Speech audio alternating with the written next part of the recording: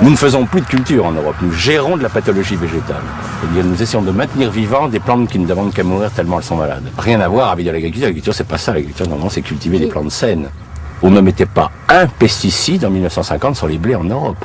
Il n'y avait pas un traitement fongique qui était appliqué. Maintenant, c'est au moins 3-4. Sinon, le blé, il est pourri avant d'arriver dans le silo. Donc il y a quand même une énorme différence, si vous voulez, au niveau. Mais ça se voit pas, parce que comme on a balancé les produits, et tiens, le blé, il est bien.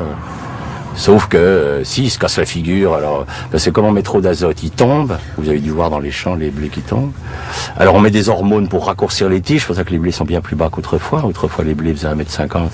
Maintenant ils font 60 cm parce que on les raccourcit avec des hormones pour. Alors ces hormones faut avorter les arbres qu'il y a autour. Enfin c'est fait disparaître toute la flore parce que ça gêne la reproduction des dicotylédones. Enfin c'est une espèce de monde complètement strange quoi.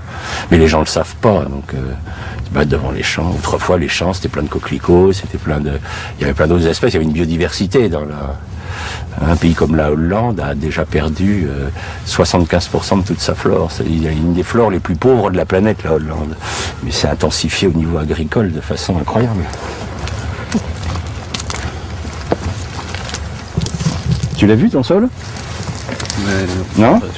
Ah, tu vois, c'est impressionnant. Hein, regarde-le. Qui va peut venir, mais... Ah non, on n'a pas été entendu puisqu'on est avec Lydia, on a quitté l'INRA.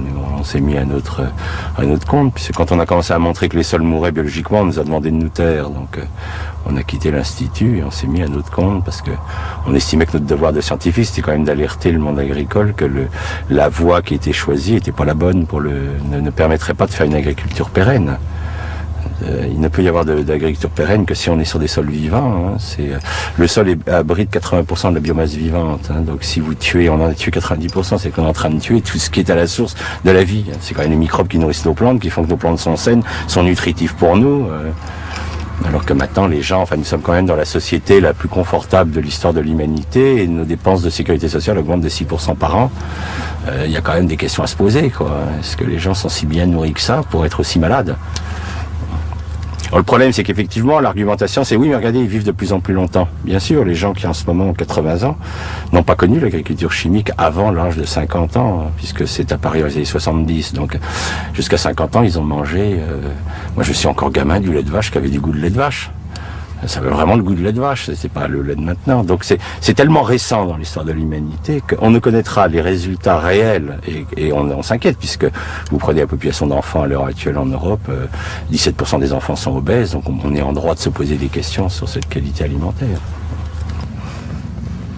Le sol, c'est une vraie éponge. Donc, si je le gère mal, il est compact, il est serré, il se referme. Si je laisse la faune le retravailler, il va se souffler. C'est pour ça que quand vous marchez en forêt sur un sol, vous avez vu le côté moelleux du sol forestier, hein, parce qu'en fait, il est aéré par la faune, alors que le sol qui a été labouré, maltraité, il est complètement compacté, complètement resserré sur lui-même. Alors, quand il va pleuvoir sur un sol resserré, l'eau va pas pouvoir rentrer, puis c'est l'érosion. Mais c'est plus facile d'accuser la pluie d'être responsable de l'érosion, des inondations, que de dire que c'est un système agricole qui a provoqué, hein, puisque les inondations que nous avons en ce moment, hein, depuis 20 ans, nous traversons les années les plus sèches depuis 3000 ans dans l'histoire de l'Europe, et jamais il y a eu autant d'inondations. C'est-à-dire qu'on a inventé, avec l'agriculture intensive, les inondations en période sèche, ce qui est très fort, quoi. Et les écologistes, à l'heure actuelle, se posent la question de savoir à quel moment c'est l'humanité qui commencera à s'écrouler. C'est-à-dire pour le moment, on a détruit 90% de notre biodiversité en Europe, ça va encore pour nous. Donc les écologistes disent est-ce que c'est à 95% que le système va lâcher? Est-ce que c'est... On ne sait pas. La catastrophe du Crétacé est ridicule en comparaison de ce qui se passe en ce moment. Mais ça meurt, puis les gens attendent, disent peut-être qu'un jour on va voir quand ça va péter, quoi.